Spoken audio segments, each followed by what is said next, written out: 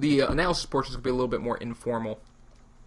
Not really concerned with the speed of this part.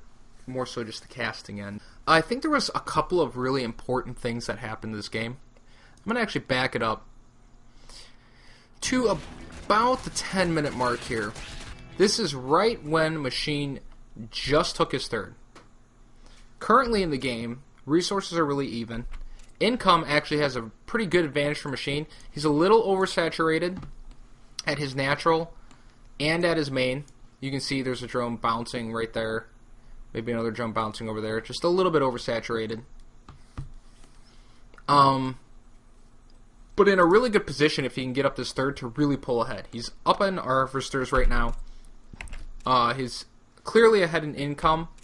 Has a slight advantage of resources, but definitely could just explode ahead when he gets this third up. Meanwhile, though, this is right when combat shields and stim finish for perp. So I think this is really like a good follow-up to that 2 racks initial pressure by perp. I mean, it's anytime you do something like that, it might slow down your build a little bit, but it's also going to slow down your opponent's build. Because as you can see, we're at the 10-minute mark, and Machine is just now getting down his third and just now getting up his spire.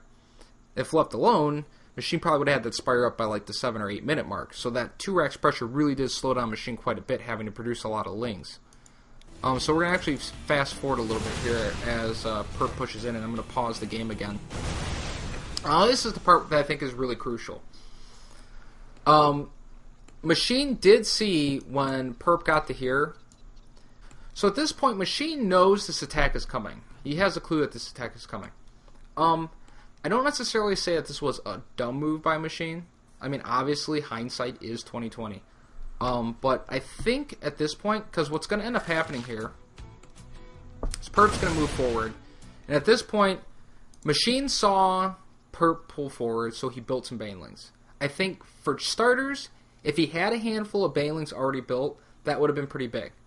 Because if he had more than just these 2 banelings already built, he could have gotten into a more defensive position quicker on the creep, which is a huge difference, especially since his banelings at this time don't currently have speed yet. The other thing here is the way he spread his creep. It was delayed in large part because of the 2 racks push, but especially with the surplus of minerals he has right now, he could have probably easily gotten a 3rd queen. I really like players who get that 3rd queen because it really pushes your creep spread fast, which is just so essential for Zerg versus Protoss or Terran to have really good creep spread, because your units are so much faster on the creep that that little bit of speed can make all the difference in a battle, which is I think what we're going to see here in a second mistake that Machine kind of makes in a second. So I think a 3rd queen probably could have helped Machine right here. I mean, he definitely had the minerals, and he definitely had the supply cap to have the 3rd queen out already. I mean, this isn't doing anything, so obviously he could have had it. And that would have allowed him to have creep all in this area here towards his 3rd already. And probably down further this way as well. Plus, queens are really good defense early on in the game. But aside from things he could have maybe built, because that's, like I said, hindsight, I think these delayed banelings hurt him a little bit because he couldn't really get into a good defensive position. The other thing is, when he took his 3rd, the only other thing I could have seen him do here to save this 3rd was maybe to advance these spine crawlers here. Rather than having them at his natural, along with all his army at his natural, he probably, as he was spreading himself out to a 3rd, could have maybe taken his army up closer to this forward Xel'Naga tower. If he had creep spread, which he might have been able to spread the creep in time forward towards the Xel'Naga tower, he could have taken a more defensive position with spine crawlers.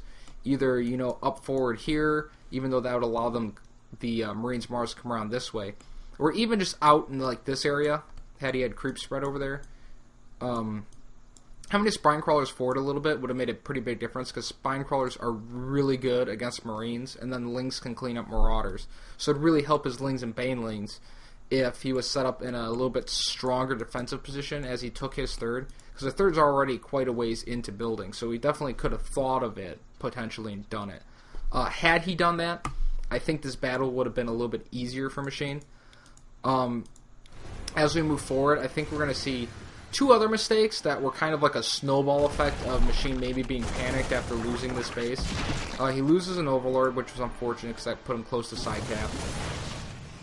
Now he loses that drone, and as you can see, right now at this point. Only one extra larva, so that's good. He's got 5 Mutalisks on the way. And now he's got this force of,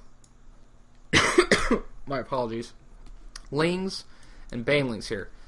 Now this is the second mistake he makes. He makes, like, I think, that first mistake was kind of a mistake anybody can make. I mean, you can't know that you needed to move those Spine Crawlers out for 100%. Know that you needed to 100% have those Banelings at those numbers ahead of time. I mean, it's a judgment call. You know, he didn't know Perp's exact composition until he saw him push out, saw a lot of Marines, and that's why you see the extra Banelings. So that part he couldn't really control. This part, though, I don't think is the wisest decision by Machine. I think he felt maybe a little pressured when he lost his third here. So as you're going to see, now I'm actually going to slow it down for a second here. He goes and attacks in. Perp does a pretty decent job of backing up. Loses a couple of Banelings on like just 1 or 2 Marines and the Marauders up front. Loses the rest of them. Kills a decent chunk of Marines, but still, this is a sizable force and pretty healthy force that he's got left right here. Luckily for Machine, he got those 5 mutas out right there, and Perp had no way to know exactly 100% how many mutas he had. So with those banged up Marines, he decided to back up. I honestly think Perp could have probably have done a lot of damage, but Perp does a very wise thing here, just killing some creep and backing up, because engaging on creep is such a potentially bad thing that just killing off some creep and backing up is probably a very smart move. He's also got a medevac and some reinforcements back here. Machine's going to poke forward here. I don't think that was wise. He's going to end up losing 2 or 3 Lings. Then, of course, Perp's just going to reinforce. There's one other moment, because I think this was pretty much I would say overall, this was pretty much a flawless game by Perp. I mean, he played this just about as well as you could have. About the only thing that I think most people might do differently is turning that into an orbital before you move it. That's about the only thing I saw the whole game that most people would do differently. The way you know this is going to be a really strong 2-base push is when he puts down the final 2 Raxes here. Terran, if they're going to expand, they might put them down, but they'll be working on like knocking down these rocks. And then they'd get these rocks worked on, and you might see a command center get started, and then you would see the extra Raxes or factories go up. If they're in this kind of a look, where really, if he's building SCVs and stuff like that at the same time as he's, using this stuff, you can't afford like SCVs, command centers, and like 6 Raxes a factory in a reactor starport. It's too much stuff. But if you're not going to be building any more SCVs, you're not going to be building any more command centers, then sure, you can throw down 2 more Raxes and produce Marines out of them and stuff like that. So that's what it looks like he's going to opt to do. That's how you can tell this is a strong 2-base push. Hasn't even started on a 3rd yet. Machine can see that. He had this forward link scouting. And then he's going to put down 2 more Raxes, which just says to me, strong 2-base play, which is really popular with Terran right now, especially considering the size of the maps. So anyways, Machine makes one other mistake here, coming up. Yeah, right here. I'm going to back it up for just a split second. I think Machine was thinking of poking out with his Mutalisks, maybe doing some harassment, because he really didn't harass much at all the entire game, which I think might have actually hurt him. Because right now at this point, Perp is definitely vulnerable. All of his barracks and factories have like 2 turrets guarding them, which isn't incredibly difficult for Mutalisks to take out or just avoid. I mean, if he swings down here and over around here, he can get at all these barracks and stuff without any problem whatsoever. And there's only 1 turret guarding all his minerals here, and then a turret on the side. So Perp in like about as, I guess the way I would put it is as light of a defensive position as possible without having no defenses, so that when he pushes out, he's not defenseless, but definitely cutting it to the razor's edge as much as possible.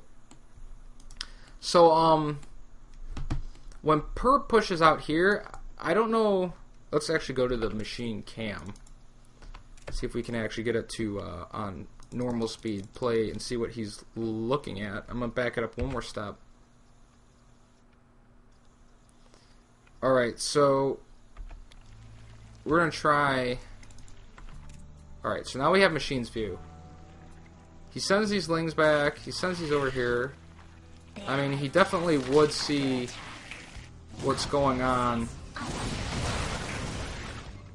Now he's looking at that. I honestly don't think he realized his mutas were out of position like that. See, if we back this up,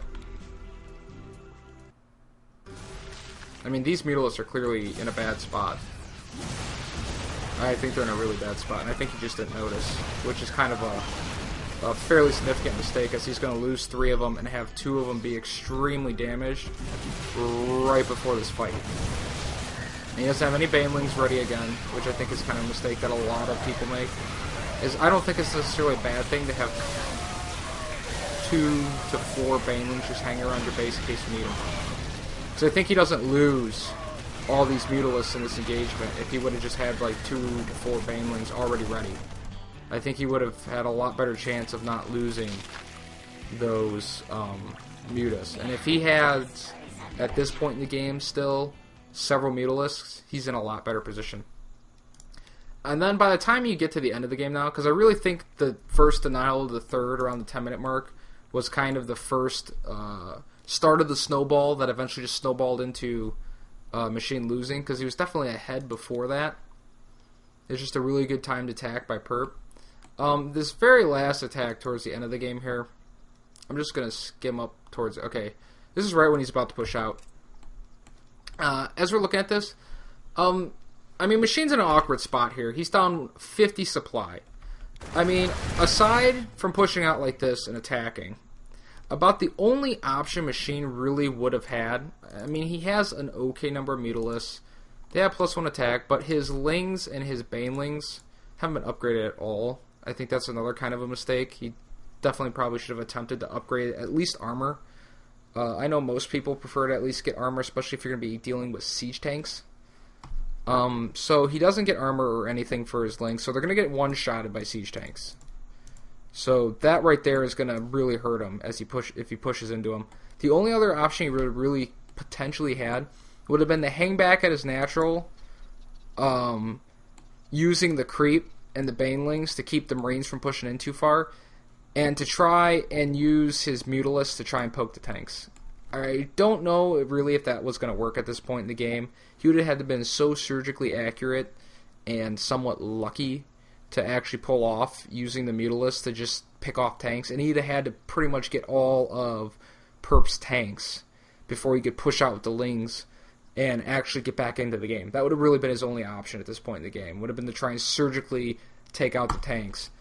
And or what he ends up doing, which is basically just he moves his whole army out into the tanks in hopes that maybe Perp is out of position with some Marines or something, where if he gets the Marines, then the tanks are easy to clean up with the mutalisks. But if he doesn't get if he misses any of the Marines, he's done. And as you can see, Perp right away grabs a big chunk of his Marines and just backs them up away from the banelings. Makes sure to micro this one group of Marines, lets the rest of the Marines and tanks and stuff die, and just make sure he keeps a solid group of Marines alive. And honestly, even though this is only like 11 or 12 Marines, this is more than enough Marines, as reinforcements are also coming because he's keeping his macro up really well. That's more than enough to end the game right here. I mean, at this point, Machine is racing to try and build 34 speedlings.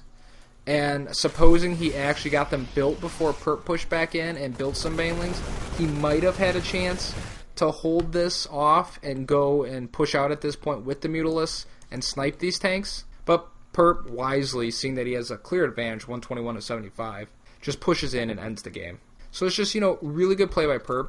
As you can see, Perp is an extremely fast player, 254 APM. I know people don't like to talk about APM a lot, but it does say a lot about the player as long as they're doing useful APM. So obviously, Perp's macro is pretty pristine. He's definitely deserving of that 12 spot. Machine no slouch, though, at 166 average APM. 150 and up is pretty good. I mean, 254, though, is pretty darn outstanding. Like, he is playing, like, extremely fast. So overall, that's about the analysis portion. If you have any comments or questions, go ahead and leave them on the page in this part of the episode on the YouTube DD Gaming site. Other than that, this is going to be Ken Nursky Decker saying peace easy. I will catch you guys at the next broadcast.